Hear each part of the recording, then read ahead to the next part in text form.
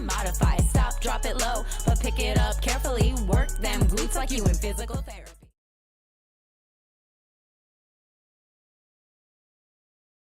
Auzubillahi minash-shaytanir-rajim. Bismillahir-rahmanir-rahim.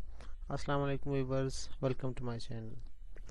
आज के इस लेक्चर में हम एनाटॉमी ऑफ द कार्टिलेज पढ़ेंगे। बेसिकली कार्टिलेज क्या है? बेसिक कार्टिलेज एक ऐसा स्ट्रक्चर है जो कि एम्बेडेड होता है एक जेल लाइक मैट्रिक्स में, जिसमें पाए जाते हैं सेल्स हैं, फाइबर्स हैं और एक जेल लाइक मैट्रिक्स पाई जाती है। अच्छा, इसमें इलास्टिक फाइबर्स भी पाए जाते हैं जो कि कोलेजन फाइबर और इनके साथ मैट्रिक्स। अच्छा, अगर हम इसकी एग्जांपल एक ऐसा लें कि एक ग्लास ऑफ वाटर उठाएं और उसमें हम सैंड यानी कि रेत के कुछ ज़रे डाल दें, तो आपको जो ये सेल्स दिख रहे हैं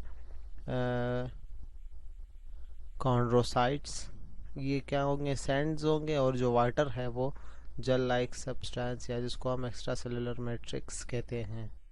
ये ठीक हो गया। से बेसिकली ये कनेक्टिव टिश्यू है, और कनेक्टिव टिश्यू मीन्स दो स्ट्रक्चर्स को जाहिर सी बात है एक दूसरे के साथ कनेक्ट करता है, एज द नेम इंडिकेट।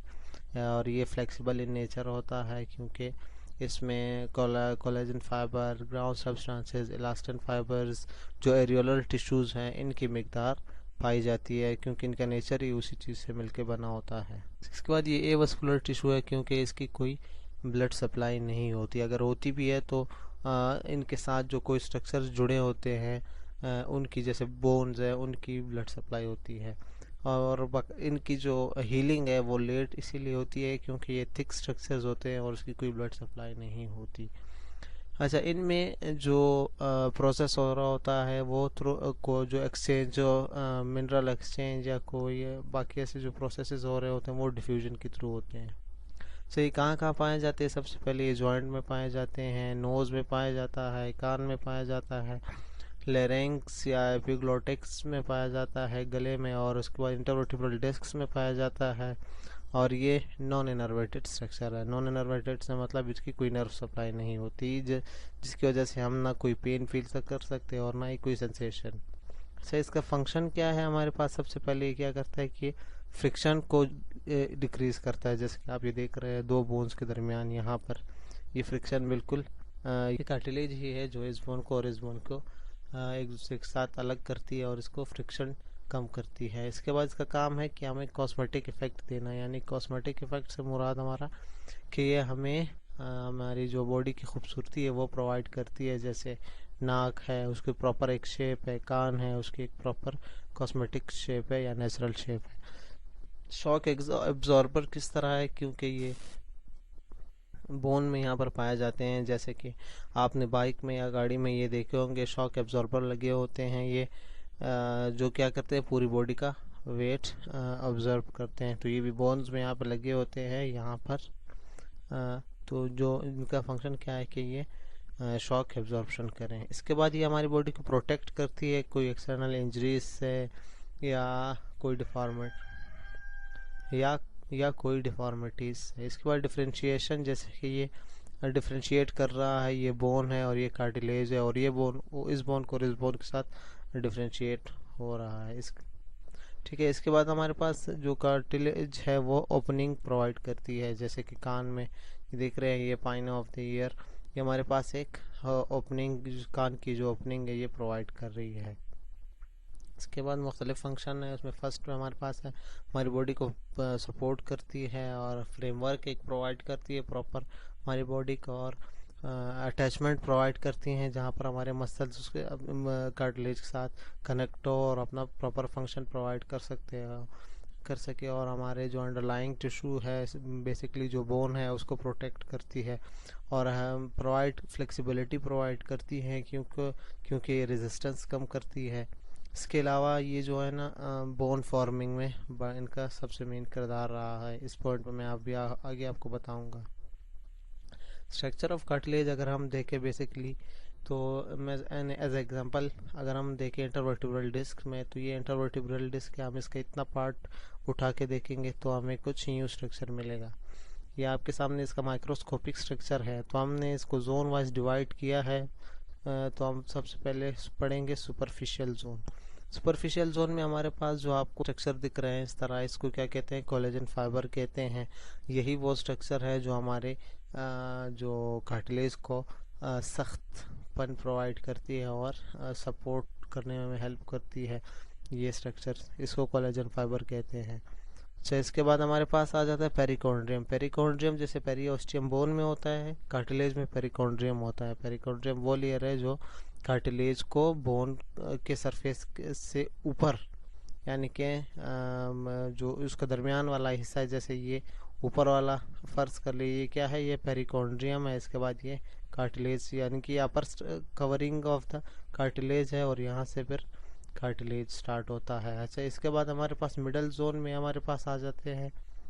अच्छा, इसके बाद हमारे पास आ जाता है chondrocytes. Chondrocytes as a name indicate, chondro means cartilage and cyte means cells. ठीक है, so chondrocytes are the basic unit of the cartilage.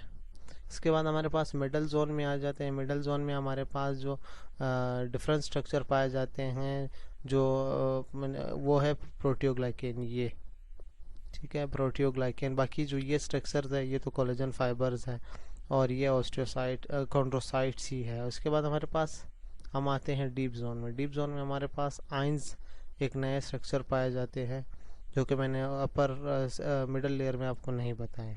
अच्छा, इससे अगर हम नीचे आएंगे इसकी तरफ, इस तरफ आएंगे तो हमारे पास बोन स्टार्ट हो जाएगा, ये ठीक है, ये एरिया हमारे पास बोन स्टार्ट हो गया। क्योंकि देखिए calcified zone, calcified means calcium की मिकदार मौजूद है बोन में। अच्छा, अब ये जैसे कि ये कार्टिलेज है, इसको अगर हम इसके कुछ स्ट्रक्चर जो हमने वहाँ पर मैंने आपको दिखाए वो कुछ यूँ आपको दिखेंगे। ये थोड़ा सा कम्प्लेक्स स्ट्रक्चर है, उसके मैं आपको एक एक करके बताता हूँ। सबसे पहले हम स्ट्रक्चर्स के बारे में पढ़ेंगे। कॉन्ड्रोब्लास्ट क्या है, और जो फॉर्मिंग सेल्स हैं, जो उनके एरियोलर टिश्यूज़ हैं, या जो कार्टिलेज फार्मिंग का काम करते हैं, मेन जो इनके स्ट्रक्चर्स है वो बेसिकली कॉन्ड्रोब्लास्ट है, फिब्रोब्लास्ट है, और कॉन्ड्रोसाइट्स है, जो कि मुख्तलिफ एरियोलर टिश्यूज से, ग्राउंड सब्सटेंसेस है, इलास्टिन फाइबर्स है। ये क्या है, ये तमाम वो स्ट्रक्चर्स है या वो टिश्यूज़ है जो उनके बेसिक यूनिट है, जो कि जिनमें हर एरियोलर टिश्यू का अपना काम है। जैसे कि फिब्रोब्लास्ट है, फिब्रोब्लास्ट जैसे कि कोलेजन फाइबर है। कोलेजन फाइबर क्या करता है, रिजिडिटी प्रोवाइड करता है और सपोर्टिव स्ट्रक्चर्स को बनाने में हेल्प करता है। इसी तरह ग्राउंड सब्सटेंसेस जो है ना, वो जेल लाइक स्ट्रक्चर होते हैं, वो फ्लेक्सिबिलिटी प्रोवाइड करते हैं। इसके बारे में आपको आगे बताऊंगा। इलास्टिन फाइबर्स फिर जो कोलेजन फाइबर और ग्राउंड सब्सटेंसेस का दरमियान वाला है, आप समझ सके दरमियाना काम करता है, फ्लेक्सिबिलिटी भी प्रोवाइड करता है और रिजिडिटी भी प्रोवाइड करता है। तो सबसे पहले कॉन्ड्रोब्लास्ट जो कार्टिलेज में वो क्या बनाते हैं, वो ग्राउंड सब्सटेंसेस बनाते हैं। जो फिब्रोब्लास्ट है वो कोलेजन फाइबर बनाते हैं, जो कि स्ट्रक्चर बाद में बनाते हैं कॉन्ड्रोसाइट्स, जहाँ पर कॉन्ड्रोसाइट मौजूद है। अच्छा, कॉन्ड्रोसाइट क्या है, ये एक मैच्योर कार्टिलेज टिश्यू है। यानी कि जब कोलेजन फाइबर मैच्योर हो जाते हैं तो इसको हम क्या कहते हैं, कोलेजन फाइबर, ग्राउंड सब्सटेंसेस, जो इलास्टिन फाइबर है, जब वो मैच्योर हो जाते हैं, पूरी तरह से बन जाते हैं, तब हम उसको हम कॉन्ड्रोसाइट्स कहते हैं। इसके बाद पेरिकॉन्ड्रियम, जैसे मैंने आपको बताया, outer covering of the cartilage. जैसे यहाँ पर मैं आपको दिखाऊंगा, ये देखिए, ये पेरिकॉन्ड्रियम है, ये कॉन्ड्रोसाइट्स है, इन लेक्यूनास। अच्छा, इस पे मैं आपको बताऊंगा बाद में। ये मैट्रिक्स है, जैसे मैंने आपको वाटर की एग्जांपल दी थी। ये इलास्टिन फाइबर्स है, जो मैंने आपको बताया दरमियाना फंक्शन अदा करते हैं। अच्छा, लेक्यूना क्या है, लेक्यूना वो स्ट्रक्चर्स है, ये देखें, अगर आप कॉन्ड्रोसाइट्स है वो लेक्यूना में इम्पैक्ट है, यानी इसके अंदर पाए जाते हैं। तो लेक्यूना और कॉन्ड्रोसाइट्स में ये डिफरेंस है। इसके बाद हम टाइप्स पढ़ेंगे। बेसिकली इसके 3 टाइप्स होते हैं, जिसमें फर्स्ट हमारे पास आ जाता है हाइलिन कार्टिलेज, और सेकंड हमारे पास आ जाता है फिब्रो कार्टिलेज, एंड थर्ड हमारे पास आ जाता है इलास्टिक कार्टिलेज। सबसे पहले हम हाइलैंड कार्टिलेज पढ़ेंगे। तो हाइलैंड कार्टिलेज कहाँ कहाँ पाया जाता है? लिरिंग्स ऑफ द नेक रीजन, क्या कहते हैं, जॉइंट्स में, आर्टिकुलर सरफेस कार्टिलेज जिसको हम कहते हैं, ट्रेकिया में और ब्रोंकियोल्स में। अच्छा, इसके बाद कहाँ पाए जाते हैं? कोस्टल कार्टिलेज में पाया जाता है। अच्छा, ये जो वो पॉइंट है जो बोन मैंने आपको बताया था, फंक्शन ऑफ बोन में, जो मैंने आपको कहा कि मैं बाद में बताऊंगा। जब फीटस इन द वोम होता है तो ड्यूरिंग डेवलपमेंट सबसे पहले कार्टिलेज ही बनता है, जिसके बाद उससे बोन्स बनते हैं, जिसको हम एंडोकॉन्ड्रियल ओसिफिकेशन कहते हैं। मैंने आपको पिछली वीडियो में बताया था, बोन्स वाली, एनाटॉमी ऑफ द बोन्स वाली वीडियो में पूरा मैंने आपको बताया था, आप वो वीडियो ज़रूर देखें। अच्छा, इसके बाद हाइलिन कार्टिलेज का सबसे पहला काम क्या है कि वो रेजिस्टेंस प्रोवाइड करता है टू वियर एंड टेयर, यानी कि टूटने, तोड़ फोड़ से, बोन के टूटने से, या बचाता है बोन को। अच्छा, हाइलिन कार्टिलेज में क्या है, जो कोलेजन फाइबर की अमाउंट है वो कम है बनिस्बत बाकी कार्टिलेज, बाकी टाइप ऑफ कार्टिलेज के, और ये बेसिकली स्ट्रॉन्ग होता है, और इसकी मोबिलिटी जो है ना वो लिमिटेड होती है, एंड फ्लेक्सिबिलिटी थोड़ी सी कम होती है कंपेयर टू इलास्टिन फाइबर्स। ये क्या काम करते हैं? ये cover surface of the bone, और बाकी जगह में जैसे मैंने आपको बताया पाए जाते हैं। इसके बाद अगर हम इसको माइक्रोस्कोपिक स्ट्रक्चर देखें तो आपको माइक्रोस्कोपिक स्ट्रक्चर कुछ यूँ दिखाई देगी। इन तीनों में ये जो एरियोलर टिश्यूज़ हैं, जैसे ये हैं क्या कहते हैं, जो एक्स्ट्रा सेलुलर मैट्रिक्स है, कोलेजन फाइबर्स है, इनकी मिकदार यहाँ पर कुछ में कम है, कुछ में ज़्यादा है, कुछ में, जैसे इसमें देखिए कोलेजन फाइबर यहाँ पर बिल्कुल पाया ही नहीं जा रहा है। ठीक है। अच्छा जी, इसके बाद हमारे पास आ जाते हैं, जैसे ये लेक्यूना है, वही कॉन्ड्रोसाइट्स है, एक्स्ट्रा सेलुलर मैट्रिक्स है। दूसरे नंबर पर हमारे पास आ रहा है फिब्रोकार्टिलेज। फिब्रोकार्टिलेज कहाँ कहाँ पाया जाता है? सबसे पहले ये जो है ना, meniscus of the joint, meniscus जैसे इन बिटवीन द जॉइंट, जैसे नी जॉइंट है, उसके बाद प्यूबिक सिम्फिसिस में पाया जाता है, हिप जॉइंट में, पेल्विस रीजन में। इसके बाद हमारे पास ये टेम्पोरोमैंडिबुलर जॉइंट में पाया जाता है, जो कि फेस में होता है, और एनुलस फिब्रोसिस इंटरवर्टिब्रल डिस्क में पाया जाता है। इसके कुछ काम ये हैं। अच्छा, इसमें जो है ना मुख्तलिफ, इसमें जो कोलेजन फाइबर की मिकदार है वो थोड़ी ज़्यादा है, जो कि मैट्रिक्स में कम्पैक्ट हुई है, और ये थोड़े, जैसे मैंने आपको शुरू में बताया, कोलेजन फाइबर की मिकदार ज़्यादा होने का मतलब है कि ये थोड़े रिजिड स्ट्रक्चर है, और जब रिजिड है तो जाहिर सी बात है शॉक एब्जॉर्बर है, और प्रोवाइड सपोर्ट देंगे, और हमारे कवर द जॉइंट सरफेसेस। इसके बाद में इसको माइक्रोस्कोपिक स्ट्रक्चर अगर हम देखें तो माइक्रोस्कोपिक स्ट्रक्चर कुछ यूँ होगा। सही, जैसे मैंने आपको बताया कि फिब्रोकार्टिलेज की अमाउंट इसमें ज़्यादा होती है कोलेजन फाइबर की, देखें, क्योंकि ये थोड़ा रिजिड स्ट्रक्चर है। ठीक है, और it is tightly impact in the matrix. ये देख सकते हैं आप, कोलेजन फाइबर है जो कि इस मैट्रिक्स में टाइटली इम्पैक्ट हुए हैं, इस ये एक दूसरे के करीब करीब है, इसीलिए तो ये थोड़े टाइट या सख्त स्ट्रक्चर्स हैं। अच्छा, इसके बाद हमारे पास आ जाता है इलास्टिक कार्टिलेज। अच्छा, ये कहाँ कहाँ पाया जाता है? ये हमारे पास कानों में पाया जाता है, एपिग्लॉटिस में पाया जाता है। एपिग्लॉटिस जो हमारी सांस की नाली और खुराक की नाली को एक दूसरे से अलग करता है, ये थायराइड कार्टिलेज जिसको कहते हैं, ये एपिग्लॉटिस। अच्छा, इसका क्या काम है? ये है कि ये इलास्टिक होती है बाकियों से, और जब इलास्टिक है तो जाहिर सी बात है इसमें फ्लेक्सिबिलिटी भी ज़्यादा होगी, और बेंडिंग की जो मतलब ये अपने आप को ज़्यादा देर बेंड पोजीशन में रख सकता है, या इसकी फ्लेक्सिबिलिटी ज़्यादा है तो जाहिर सी बात है इसकी बेंडिंग कैपेसिटी भी ज़्यादा होगी।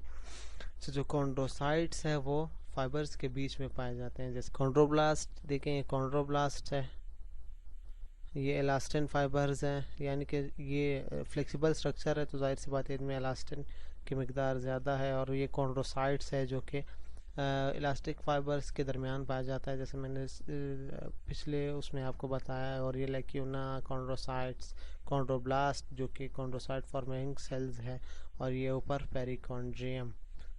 अच्छा, ये जैसे मैंने आपको बताया मोस्ट फ्लेक्सिबल है, और ये रिपेयरिंग कैपेसिटी रखते हैं क्योंकि इनकी जो स्ट्रक्चर है वो ज़्यादा थिक नहीं होते। अच्छा, रिसर्च इसके बारे में, कार्टिलेज के बारे में रिसर्च जो मैंने आज एक आपके सामने मैं लाया हूँ या पेश करूँगा, वो international university of rheumatic disease ने 2011 में दी थी, जिसमें फिजियोथेरेपी डिपार्टमेंट के ST Vincent Hospital Department of Physiotherapy, the University of Melbourne, Victoria Australia से है। ये रिसर्च बेस्ड है बेसिकली ऑस्टियोआर्थराइटिस पर। ऑस्टियोआर्थराइटिस वो कंडीशन है जहाँ पर जो कार्टिलेज है उसकी ब्रेकडाउन स्टार्ट हो जाती है। तो इसमें क्या बताते हैं कि फिजियोथेरेपी और combination with other medical interventions can reduce the pain, यानी कि फिजियोथेरेपी और बाकी मेडिकल इंटरवेंशन के साथ अगर आप ट्रीट करें ऑस्टियोआर्थराइटिस को तो उससे पेशेंट को क्या क्या इम्प्रूवमेंट मिलेगी कि वो पेन कम होगा, उनके जो फंक्शन डेली लाइफ का फंक्शन है वो प्रॉपर हो जाएगा, जो बैलेंस है, क्योंकि ऑस्टियोआर्थराइटिस में अगर जब आपके नीज ही ख़राब होंगे तो आपका बैलेंस भी जाहिर सी बात है इम्प्रॉपर होगा, और जो activity of daily life ADLs होंगे वो इम्प्रूव होंगे। इनमें टेक्निक्स क्या क्या उन्होंने इस्तेमाल की, इनमें टेक्निक्स सबसे पहले उन्होंने ब्रेसेस इस्तेमाल किए हैं, एक्सरसाइज प्लान बताया गया है, इन सोल्स रेफ़र किए गए हैं, नी मैनेजमेंट है, मैनुअल थेरेपी है और पटेलर टैपिंग एंड फिजियोथेरेपी है। जो टेक्निक्स है उनमें कुछ ये है जिसमें नी क्या ऑर्थोटिक डिवाइस है, ये इंसोल्स है जो कि जूतों में डाले जाते हैं, मीडियल और लैटरल वेल्गस और वेलरस भी कहा जाता है इसको, मैनुअल थेरेपी है, एक्सरसाइज प्लान है, ये नी ब्रेस है। If it hurts, then modify. Stop, drop it low, but pick it up carefully. Work them glutes like you in physical therapy.